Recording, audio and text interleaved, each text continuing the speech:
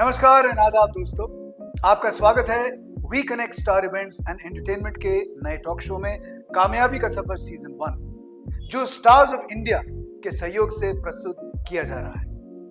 मुश्किलों से भाग के जाना आसान होता है, हर पहलू जिंदगी का इम्तिहान होता है। डरने वालों को मिलता नहीं कुछ जिंदगी में, लड़ने वालों के कदमों में जहान होता है। कठिनाइयां ही होती हैं जो हमें एक तरह से मजबूत बनाती है।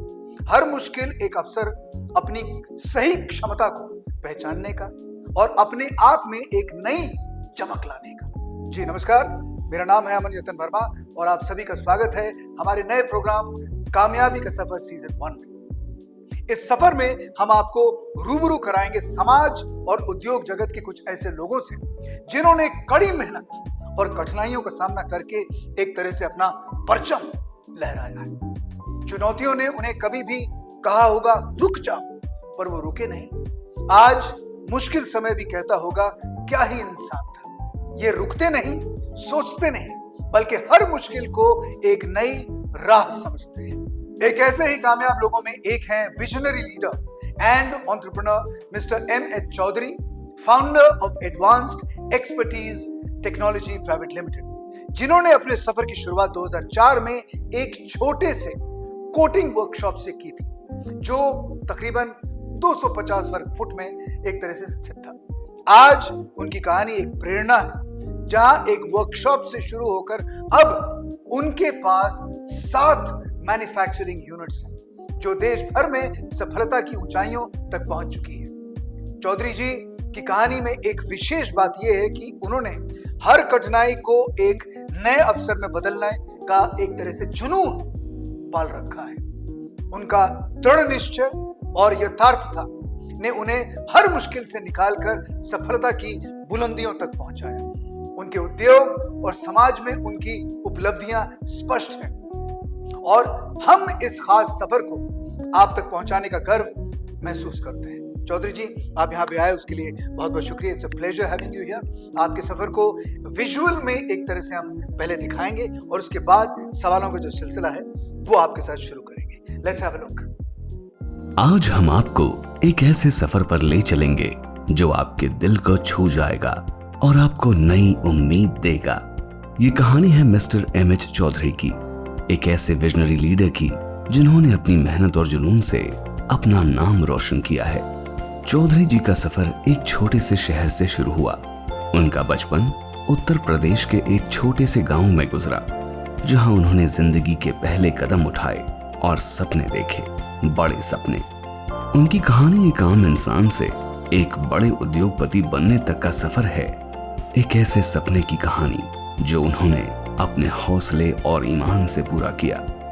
मुंबई, सपनों का शहर, यही उनकी अगली मंजिल बनी, जहां उन्होंने अपने सपनों को नए पंख दिए। 2004 में मिस्टर चौधरी ने अपने सफर की शुरुआत एक छोटे से कोटिंग वर्कशॉप से की, 250 स्क्वायर फीट की जगह, लेकिन एक बड़े जुनून के साथ। उन्होंने हर दिन नए चैलेंजेस का सामना किया और अपने सपनों को हकीकत में बदला। उनके इनिशियल डेज में उनका फोकस था कामयाब बनने के ऊपर, चाहे वो इक्विपमेंट हो या सर्विस क्वालिटी। उन्होंने अपनी कंपनी को एक नए आयाम तक ले जाने के लिए रात दिन मेहनत की और हर चैलेंज को एक नए अवसर में तब्दील कर दिया। आज उनकी कहानी एक मिसाल बन चुकी है। एक छोटे से वर्कशॉप से लेकर अब उनके पास हैं 7 मैन्युफैक्चरिंग यूनिट्स जो देश भर में सफलता की ऊंचाइयों को छू रही हैं। ये सफर उनके डेडिकेशन और कमिटमेंट का प्रूफ है। उनका मिशन हमेशा से था हर कठिनाई को एक नए अवसर में बदलना। उन्होंने अपनी प्रोडक्ट रेंज को एक्सपैंड किया और अपनी कंपनी को एक विश्वसनीय नाम बनाया। उनका फोकस है क्वालिटी और उनका विश्वास है कि हर प्रोडक्ट को परफेक्शन तक ले जाया जाए। उनकी कंपनी ने इंटरनेशनल मार्केट्स में भी अपना नाम बनाया है। उनके डेडिकेशन और विजन ने ही उन्हें अनेक पुरस्कार और पहचान दिलाई है। मिस्टर चौधरी की कहानी हमें ये सिखाती है कि अगर आपके पास जुनून और मेहनत है तो आप हर मुश्किल को पार कर सकते हैं और अपने सपनों को हकीकत में बदल सकते हैं। चौधरी जी का सफर एक मिसाल है उन सब के लिए जो अपने सपनों को पूरा करना चाहते हैं। हर मुश्किल, हर चैलेंज एक नए अवसर की शुरुआत है। उनकी कहानी से हम सबको ये सीखने को मिलता है कि सक्सेस की राहों पर आगे बढ़ना एक जुनून और मेहनत से ही मुमकिन है। तो ये था मिस्टर एमएच चौधरी का सफर, एक कहानी जो हर दिल को छू जाती है और हर एक को प्रेरणा देती है। भाई वाह, क्या बात है, व्हाट अ स्टोरी। चलिए शुरू करते हैं अब सवालों का सिलसिला। चौधरी जी, सबसे पहले ये बताइए कि आपका जो बचपन है वो कैसा रहा, और आप अपने परिवार के बारे में हमें कुछ बताइए, आपके सफर में, कि आपका जो परिवार है, परिवार का योगदान कितना रहा है। जी, सबसे पहले तो नमस्कार और थैंक यू सो मच, आपने इस मंच पे मुझे बुलाया। और रही बात बचपन की, तो सच मानो में हमारा बचपन कुछ भी नहीं रहा, क्योंकि हमारे घर में जो है बिल्कुल भी हर चीज़ की तंगी थी। हम लोग अमौना गांव उत्तर प्रदेश के रहने वाले हैं जी। और मेरे फादर जो है साइकिल वाला रिक्शा चलाया करते थे। ओह, हाँ, और उस रिक्शे की आमदनी से इतना भी नहीं हुआ करता था कि अगर हमने मॉर्निंग में खाना खाया है तो आफ्टरनून में खाना मिलेगा या नहीं मिलेगा, कोई गारंटी नहीं। रहना, खाना पीना, सभी चीज़ों की बहुत ज़्यादा तकलीफ थी। उस वजह से हमारे फादर ने डिसीजन लिया कि हम लोग बॉम्बे जाते हैं, शिफ्ट करते हैं, वहाँ पे कुछ नौकरी करेंगे और वहाँ पे कुछ काम करेंगे। मुंबई इसलिए आए क्योंकि कुछ लोग जान पहचान वाले यहाँ पे थे। अच्छा। तो थोड़ा सा ये था कि बहुत जल्दी ही यहाँ पे कुछ ना कुछ काम मिल जाएगा, तो हम लोग बहुत जल्द शुरुआत कर सकेंगे। तो बॉम्बे वो आने के बाद में उन्होंने हाथ गाड़ी, आपने जो देखा होगा कि माल पीछे सामान रख के जो हाथ गाड़ी खींचते हैं, वो काम से उन्होंने स्टार्ट किया और उसके कुछ वक्त बाद मुझे बुला लिया। और जब मैं 13 साल का था तब बॉम्बे आया हूँ। तो मुझे जो काम मिला, मैंने पढ़ाई तो किया ही नहीं, क्योंकि एजुकेशन के लिए हमारे पास पैसे थे ही नहीं जी। तो मैंने स्कूल देखा ही नहीं है, स्कूल कॉलेज कुछ भी मैंने नहीं देखा है। और फिर मैंने यहाँ पे 13 साल की एज में बॉम्बे में काम करना शुरुआत किया। लाइक किसी की गाड़ी साफ़ करना है और किसी की प्लेटें साफ़ करनी है, कहीं कुछ जॉब लोडिंग अनलोडिंग करने हैं, इस तरह के काम हमने स्टार्ट किया। और उसके बाद में जो है हमें एक कंपनी है साकिनाका में ही, जो इंडिया की नंबर 1 कंपनी है, सेंट्रीफ्यूज मैन्युफैक्चरिंग करती है। वहाँ पे मुझे काम मिला। वहाँ पे साफ़ सफाई, गार्डन में पानी डालने का काम से मैंने शुरुआत किया। और असल मानों में मेरी जो इंजीनियरिंग स्कूल अगर आप कहा जाए तो वही था मेरा, जहाँ मैंने लिखना भी सीख लिया, बोलना भी सीख लिया, इंजीनियरिंग भी सीख लिया मैंने। और वहीं से धीरे धीरे मैंने मेरे सोच को बढ़ाते हुए वहीं पर मुझे कुछ उन्होंने अपग्रेड किया मुझे। फिर उन्होंने खुद फाइनेंस किया, मैंने एक छोटा टेम्पो लिया। जब मैं टेम्पो चलाया करता था तब यहाँ से कुछ जॉब लोड करना है, कहीं ले आके छोड़ना है, तो आपने कितने में परचेस किया, कितने में सेल कर रहे हो, तो इनवॉइसेस हमारे हाथ में होते थे। उस तरह से बहुत सारे काम मैंने वहाँ पे देखे। लोडिंग अनलोडिंग करते वक्त में मैंने काम बहुत सारे देखे, समझे, और इस तरह से मेरे माइंड में आया कि भाई मैं कुछ बिजनेस करूं। और मैंने धीरे धीरे सोचता रहा कि भाई बिजनेस करूंगा। फिर फैमिली हमारे अलाउ नहीं कर रही थी कि भाई नहीं, आप लोग कुछ नहीं कर सकते हो। बट मेरी वाइफ जो है वो हमेशा ही मुझे बहुत सपोर्ट किया, उसने बहुत ज़्यादा सपोर्ट किया, मेरे कुछ दोस्तों ने सपोर्ट किया, तो मैं यहाँ तो आपकी फैमिली मतलब सपोर्ट नहीं कर रही थी कि आप कर नहीं सकते, ये बात समझ में नहीं? हाँ, इसलिए नहीं सपोर्ट कर रहे थे क्योंकि भाई हम बहुत छोटे लोग हैं। बिजनेस का सोचने जाएंगे तो हम खाएंगे कैसे, कुछ नुकसान हो गया, कुछ भी हो जाए, तो हम लोग कुछ नहीं, जॉब जो मिल रही है जो है उसमें ही आप रहो तो ज़्यादा बेटर होगा। एक बात हमने आपके बारे में सुनी है कि आपके पास कोई क्वालिफाइड डिग्री बिल्कुल भी नहीं है। बिल्कुल भी नहीं है, बिल्कुल भी नहीं है। कुछ भी आपने मतलब नहीं, स्कूल मैंने देखा ही नहीं। हाँ, मैं ये जानबूझ के इस बात पे स्ट्रेस ले रहा हूँ क्योंकि कई बार हमारे देश में कहा जाता है कि जब तक आपके पास डिग्री ना हो, क्वालिफिकेशन ना हो, किसी बड़ी संस्था से आप पढ़े ना हो, आप कहा जाता है कि आप कुछ नहीं कर सकते। But you are a prime example of somebody who is not very well educated, जिन्होंने उतनी पढ़ाई नहीं की है, स्कूल नहीं गए हैं, लेकिन उसके बावजूद इतना बड़ा नाम और इतनी बड़ी कंपनी एक तरह से आपने उसकी शुरुआत की है। ये बताइए कि आपने जो अपना बिजनेस है उसकी शुरुआत कैसे की, और उस वक्त आपकी जो आर्थिक स्थिति थी, कि माली हालत कैसी थी? जैसे कि मैंने आपको भी पहले भी बताया कि मैं टेम्पो ड्राइव करता था। टेम्पो ड्राइव करते करते उसमें कोई बहुत ज़्यादा इनकम नहीं हुआ करता था, बट मैं रात को रिक्शा चलाया करता था, दिन में टेम्पो चलाया करता था, साफ सफाई भी करता था, लोडिंग अनलोडिंग भी करता था। हर चीज़ जो भी मुझे मिलती थी वो मैं करता ही रहता। मैंने कभी ये नहीं देखा कि आज सैटरडे है, आज संडे है, आज यहाँ जाना है, आज वहाँ जाना है, मैंने कभी भी नहीं किया। मैंने हर वक्त काम ही किया। और दूसरी बात ये है कि जब भी हम लोग यहाँ से वहाँ जाते हैं तो लोगों से मिल के, लोगों से देख करके ही मैंने एजुकेशन हासिल किया है। इवन मैंने जो इंजीनियरिंग कंपनी में काम किया वहीं मैंने मशीनरी बनाना सीखा, वहीं पर उसकी टेक्नोलॉजी मैंने सीखा, वो उसी तरह से मैंने स्टार्ट। बिल्कुल बिल्कुल। तो जब आपकी आर्थिक स्थिति एक तरह से खराब थी, तब आपके आसपास के जो लोगों का व्यवहार हाँ। उस समय आपके साथ अच्छा था, बुरा था, कैसा था? देखिए ऐसा है कि अगर आपके पास पैसे होते हैं तो ही आपको पैसे मिलते हैं, और आप ऊंचाइयों पर हैं तभी कोई आपको पहचानता है। जी।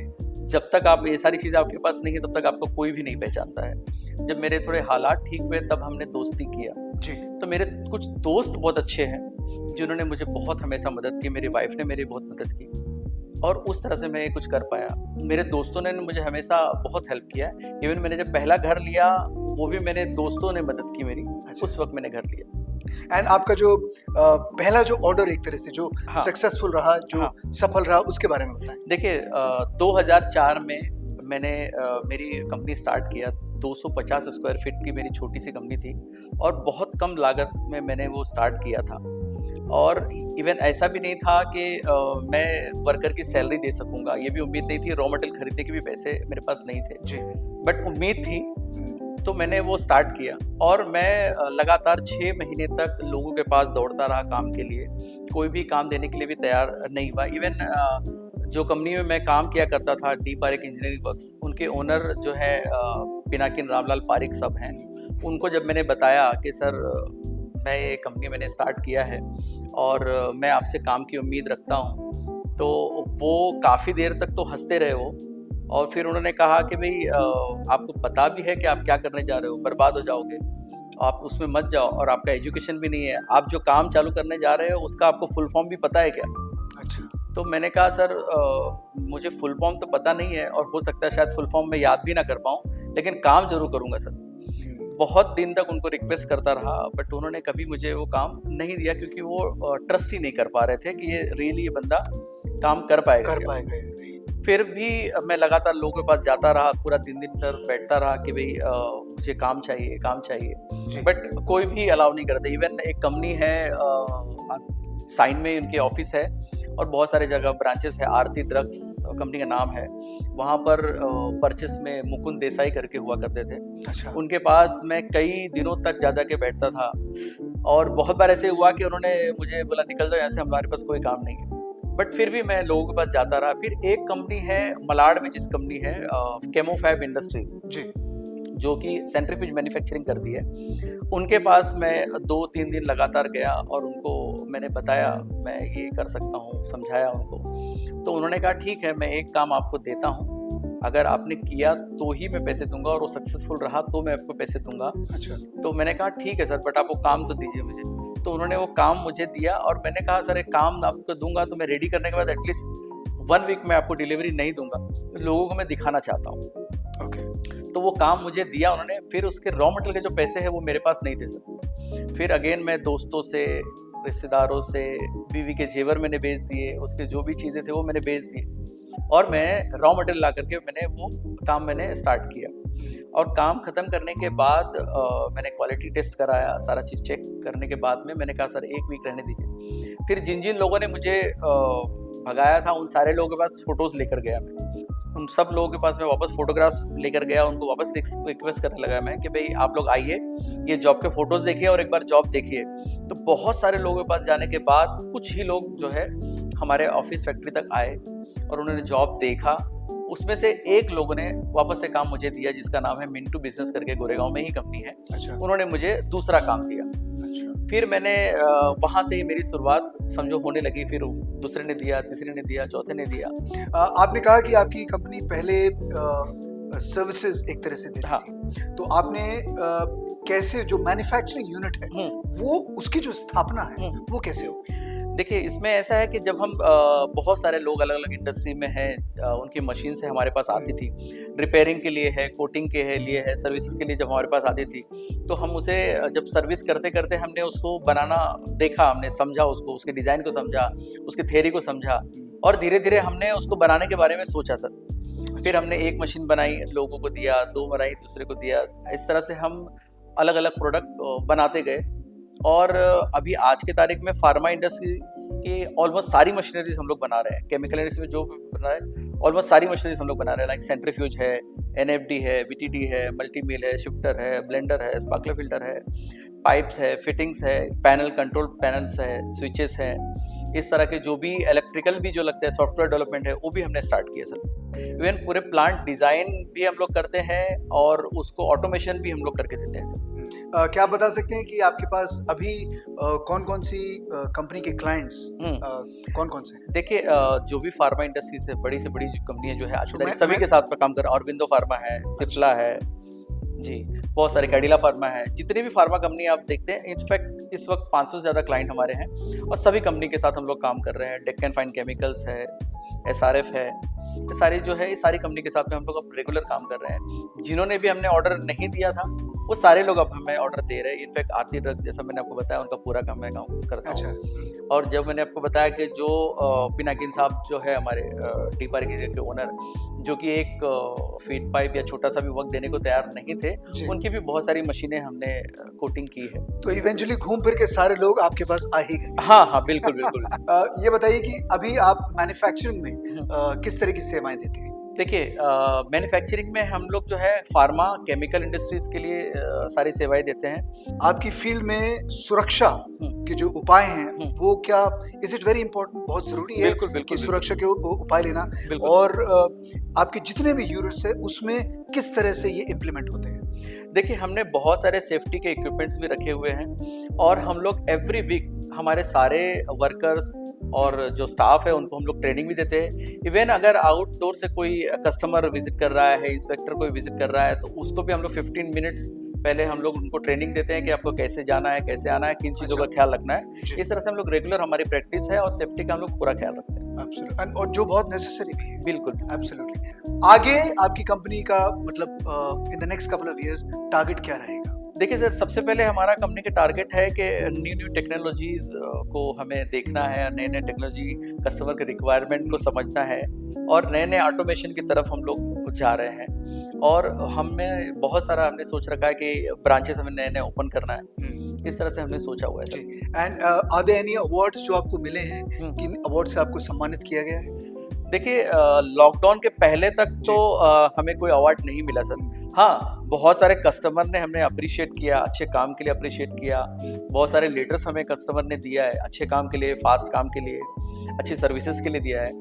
और लॉकडाउन के बाद मुझे लगातार बहुत सारे अवार्ड मिले हैं। अब तक मुझे लगता है 6 अवार्ड के आसपास मिले हैं मुझे लगातार अवार्ड। और लॉकडाउन में हमारी कंपनी बिल्कुल भी बंद नहीं थी सर, क्योंकि हम जो है सब फार्मा इंडस्ट्री को ही सर्विसेज देते हैं। तो सन फार्मा ने हमें लेटर दिया, लुपिन ने हमें लेटर दिया और कलेक्टर डिपार्टमेंट को डायरेक्टली उन्होंने अप्रोच किया कि भाई कंपनी को चालू करने की परमिशन दो।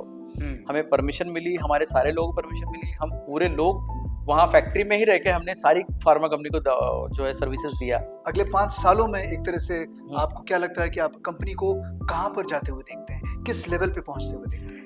मेरा ये मानना है कि 0 से 100 करोड़ लाना बहुत मुश्किल वाला काम था सर, जो मैंने पड़ाव पार कर लिया है। जी।